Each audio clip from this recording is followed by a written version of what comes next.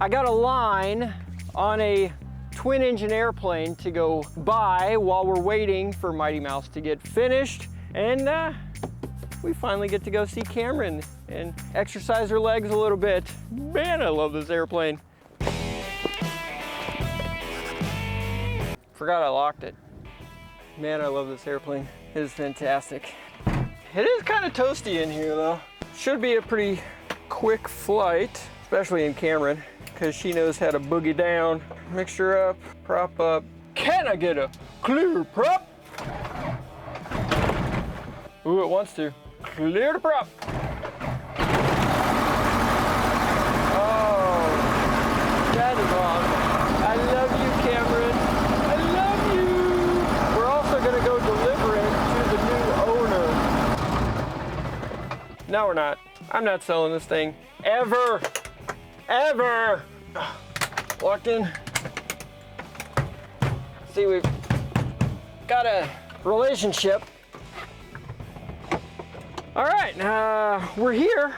That was a good flight. Oh, and for all the people wondering about Cameron and putting her up for sale and all that, if you'll notice in the description of the other video, the price I put on Cameron is $250,000, which is completely bonkers crazy. But if somebody is that crazy, yeah, I would sell Cameron, because there's lots of other Camerons I could buy out there that would be able to be purchased for that amount of money. And at that amount of money, you'd almost have to, you know, take Cameron's replacement and start looking at like the Evolution or something like that. Oh, sexy plane too. So let's go ahead and get out and look at this other airplane. Well, that was mighty convenient. It was parked right next to me the whole time.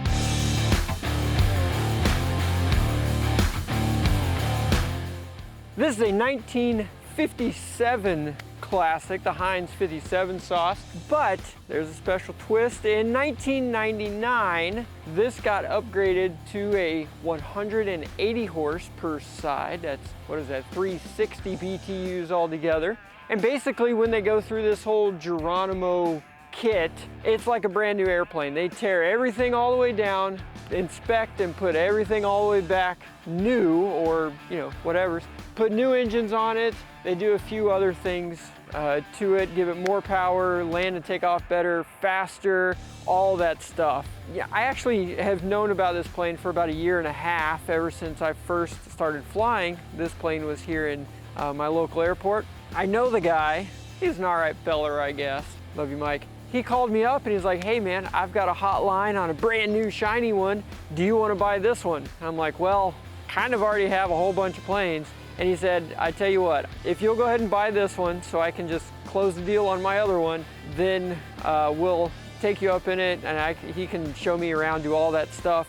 And I'm like, you know what? That's probably a good idea, because I've never actually been in a small twin engine airplane before. I know. I've started them up and I've found them in barns, but I've never actually flown in one of these things. So I thought, yeah, why not? I mean, it's Jimmy's World. I probably should learn how to fly one of these on my way to California to get Mighty Mouse figured out. I mean, yeah, I'm in. Why not? Let's do this thing, right? Let me take you around, show you some of the special features of this particular one. Of course, you got your more BTUs up here, and it's got a pointier nose. And the tail back here is bigger, a lot bigger right there. See that big section right there? That is not on the original. Then you have these swooshy wingtips and the pointy nose to make it go faster. I like that. Normally, originally, these would only do like 130 knots or something like that, so about the same speed as the Cherokee 6. Now, they'll do about 150 knots, give or take. So it picked up almost 20 knots of speed. That's good. Some other things that they changed, the engine cowling. You've got the bumps on the side here because we got to shove some more BTUs in there. They're just trying to come out of the cowling. I think the holes were bigger. Oh, we got these are swishier here to make airflow better, to make those a little bit faster. And I didn't notice this before, LED landing light. That's cool. Under there, the exhaust was made different. I don't know exactly what it is. I can't remember that off the top of my head, but I think there was something to do with that. So in 1999, apparently, this thing came from Zimbabwe, because why not?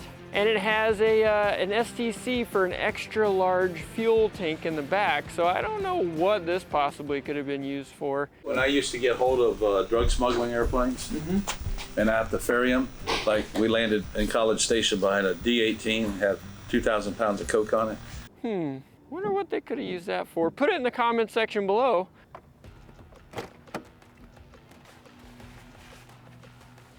We got 1, 2, 3, 4, 5-seater. You got something new over here for your legal ADS-B stuff there. You got super old school cages here. Then you got your how to fly it, keep the shiny side up, ground down, sky up. Your sweet booming system over there. Your go fast, 3 greens, always good. Now this one is backwards. The gear is over here and the flaps are over here, because see, it looks like a flap. Look at that. And that is a wheel, looks like a wheel. So you know that's your wheels down and that's your flaps. This right here is a hand pump. So on this one, the critical engine, it's a double critical engine, which means if that engine goes out, you're doubly screwed. Not only will the plane want to go wow and fly over like that, but it also has a hydraulic pump for all your gears and some other things. So you get the joy, while you're trying not to die of rolling over, of pumping this thing like 1,000,000 times trying to get your flaps and gears down. I do not envy anybody that's ever had to do that before. And if that fails, it has a blow-off valve somewhere with a like a compressed CO2 cartridge that you just hit that and it's like a bam and it just blows everything out, and that's like a Hail Mary pass. If everything else fails, then it just blows the gears down, locks them, and your gears are down. That's it. Oh, there it is right here. So there's your Hail Mary right there. Emergency gear extender. You want to see if it works? Let's see if we can pull it. You just grab this little ring right here and yank on it. And she's coming down, boys. Oh, and I broke it already. There we go. Got it. 1957, feels like a 57 Bel Air. Like the same colors and the fabric and all that stuff. Has a similar smell too. It's got that classic car smell. Your nose knows. Only 5,000 miles on this thing. That's pretty good. Or is it 1,000 miles? Maybe add them together. 6,000 miles. But we're ready to go. All right, can we get a clear prop? Clear prop! That's fun. Props. Clear prop. And you have to start that engine first. Because that's where the battery is. It's where the battery is, okay? Absolutely. All right. Bam.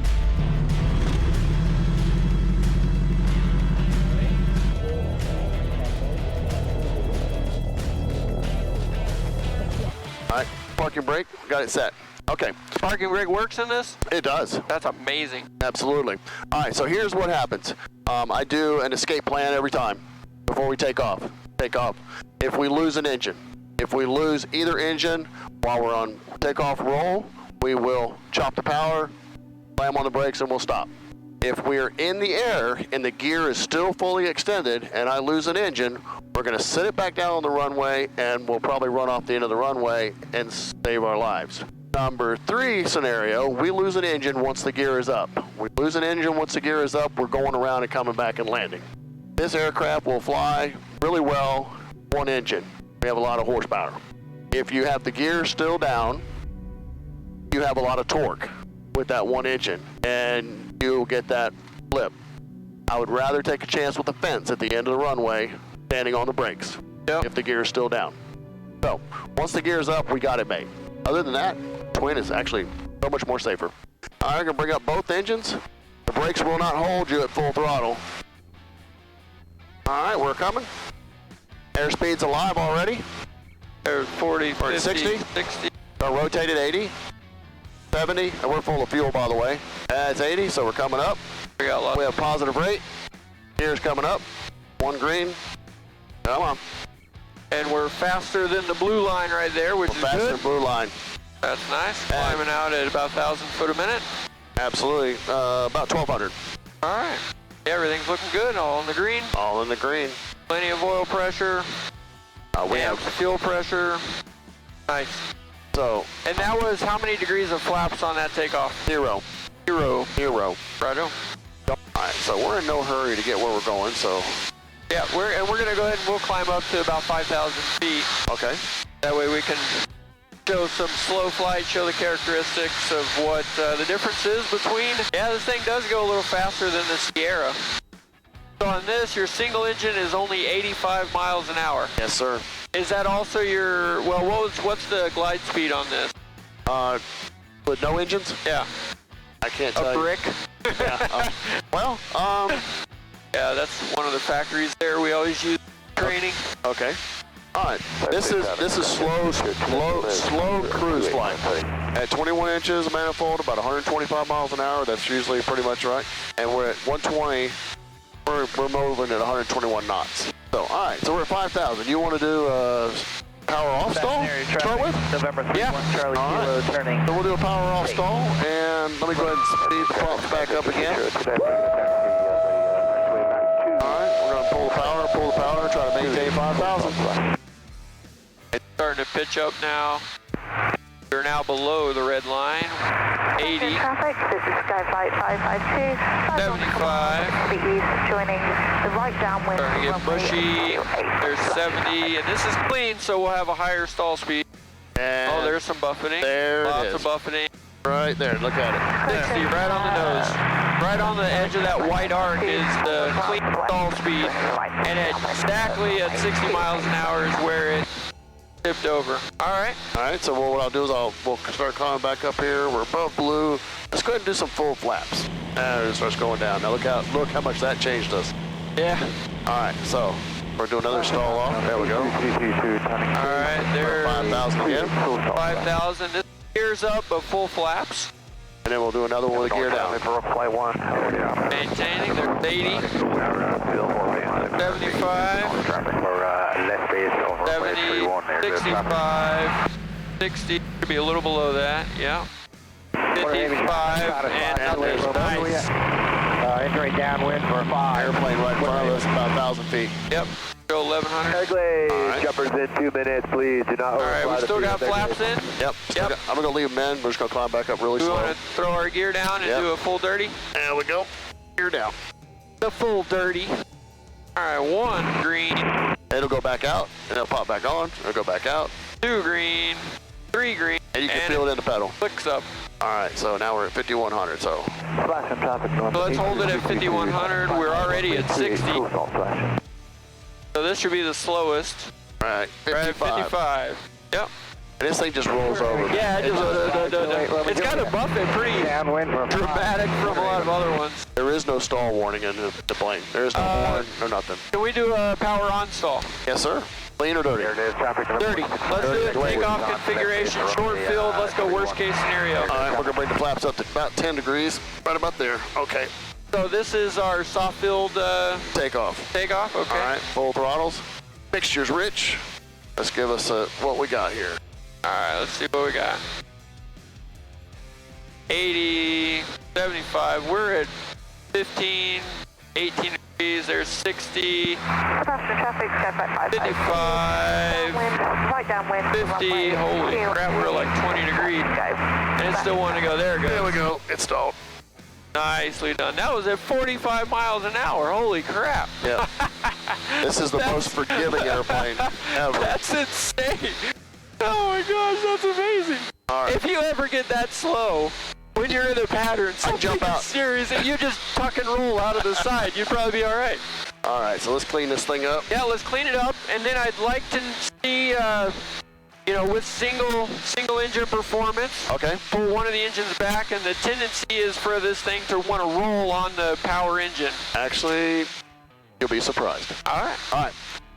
All right. And we're set. We're at 5,200 feet. I'm going to go to 21 inches of manifold pressure as if we're doing economy cruise. Yeah. All right. And you tell me which engine you want to die. Let's start with the non-critical first. Let's go that side. So That'd be the right engine. right engine. So So we you pulled it back. pull it back, throw rudder. Got left rudder in it right now. And immediately what you want to do is you want to try and assist yourself. Expect a full stop. And so we're losing just a smidge of altitude, but Right. But I'm not at full throttle. yeah. stop. So we just bring the power up. Traffic. All right. We want to raise the dead engine. Yeah. Keeping our speed above. Dead foot. I'm on the left rudder. Dead engine. So dead foot, dead engine. And now we're maintaining perfectly fine, losing a little speed. And I'm gonna stay above red line. And we got a 300 foot a minute climb at 5,000 feet. Yeah. Because we just want to be out here to get the feeling of it, play with it, feel the difference. This is my first time ever in a twin engine airplane, so this is all new to me. All right. Taking it in. Now the good thing. He's not an instructor. This is not an instructional video. I'm the owner of the aircraft. Yeah, he's the owner. All right. So, Currently. have you We'll ever see if we can make a deal whenever we land. have you ever done a 10, 20, 30, 40 degree pitch roll? We'll turn around and go back 180. In the Lance Air I have. Okay. It's freaking awesome. Traffic, Well. stand by 552. Let's give us a little bit of power here. Runway Pick up a little bit of speed. There we go. We're coming around. All right. Let's go. Let's go back. Wow. Oh yeah, there you go. Yeah, there you go. Within 10 degrees. That's not bad. Would you like to fly, sir? Sure. Get your feet in there. All right. You want to lay that up on the dash? Yeah. I'm not worried about traffic.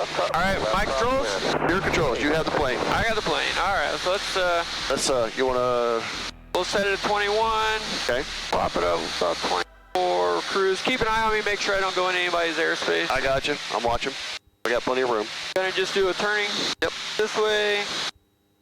This is. I've also not flown from the right seat as well. So keep it level. But to be legal, I couldn't let you sit over here.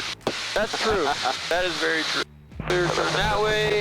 Everybody's clear. Looks good. And it should climb going this way. Yeah. There we go. We're gonna do 36 to the left, and we're gonna go into the right downwind. Bring that in. 28 after the traffic. All right. 5,000. Yeah, let's pull it back. So that's a critical. That's your critical engine. So you have a little bit more rudder. Yep, using a lot of rudder. Which way would that need to go? That way. You'll feel it. As soon as if you're going the right way, you'll push less on your throttle. Yeah. So now I'm barely using any rudder now. Got it trimmed up. And we can fly all the way back. We can fly all the way back to Plant So City I'd want to put more power in. Go to about 24. Okay. 20, anything around 23, 24 will get you to maintain. Now with the left engine, you want about 3 degrees. You are right about there, 3 degrees. Holding that up a little bit. Yep. So that's our speed. We'll keep it above red line. Okay. Currently using 28. Now if I push this forward, it'll actually make it harder on you. Oh, because of prop blade angle. So if we went full feather, that would make it. Oh, and when you feather it, you lose half your rudder. Yeah. Half the rudder. As long as you're not standing on the actual throttle. All right. So we're losing 200 feet a minute. Yep. Okay. In the setting that you have. So, and if you pick that one And up. so that's the good engine. No, that's the dead That's engine. the dead. So we want to Dead leg. turn. We want to turn that way. Correct. Okay. So I'm going to keep it above red line. We're going to try to turn it that way a little bit. Make some gentle turns. Yep. Trying to lose as little speed or little as altitude as possible. Correct. And this would be the point where I'd be like, we're going to land somewhere. Yep. If say Zephyr Hills are closest, would you want to land at Zephyr Hills or would you want to go back to Plant City? Well, with the amount of speed we're losing and the altitude we're at, we go back to Plant City. Absolutely. Yeah. Because if you get to an airport that doesn't have any services or anybody, well, Zephyr Hills does because they've got Zephyr aircraft engines. Yeah. But if you were to go to a grass strip somewhere and land, you might be stuck there for a really long time.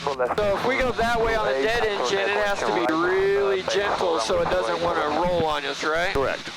And as you notice, you're putting right pitch in to keep you turning that way. Yeah. And I noticed our airspeed dropped a lot too whenever we turned that way. Correct. Yeah. Other than making my leg tired. Yeah. And that's all you're doing. and it's very stable. If you notice, the aircraft is the weight of the extra engine makes this thing so much more stable, even in bumpy wind. And it would, if you just let go, it wants to go whoom like that. Absolutely. Alrighty. Let's see. Let's bring it back in. Oh, the engine's coming back to life. Flashing traffic, stand by. It's huge. As soon as you start giving it any throttle. 28, left 360 for spacing. Yeah, there we go. It's amazing that the FAA does not require small twins to fly on one engine. Wait, wrong way. I'm going to pull the power back to 21 inches of manifold. On the other one? On both. Oh, okay. I'm just going to pull them both back. We'll slow down. And take a peek at our, we should be good for airspace. Yes, sir. There we go. There you go. We're still climbing, so nose down. Unless you want to go back 5. Alright. So now, check this out. Okay, stall, slow speed. We did some power on stalls, that kind of thing. Did a couple of engine kills there. Alright. Here, I'm gonna... Plant City traffic, bank. 1 Tempe code, turning into the left crosswind for 28. Plant City traffic, face the final short approach. There we go.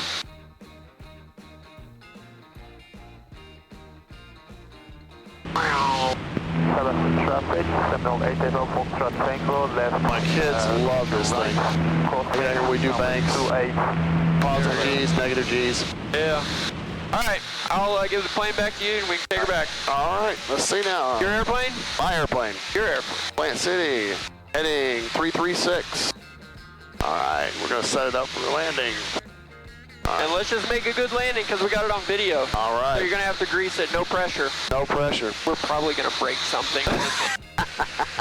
There we go. Shoot for 80 right here. And pull it. And let it sit right down. I paid the exact same amount of money for the MiG-15 as I did for this. You wanna know how much that is? 50,000 bucks. It is a lot of money.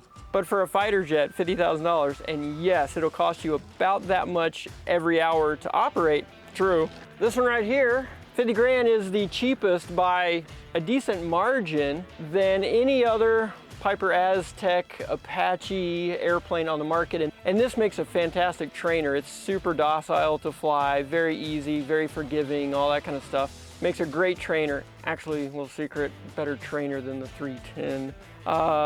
And this one, after I get my multi-engine, I'm thinking the same thing. We'll let other people use it. The veteran organizations will start getting this thing put into action until Mighty Mouse is up and going, until the 310 has been saved. And then once that airplane gets done, then we can sell this one. But until then, now we got something that we can start taking some action with. Pretty good deal.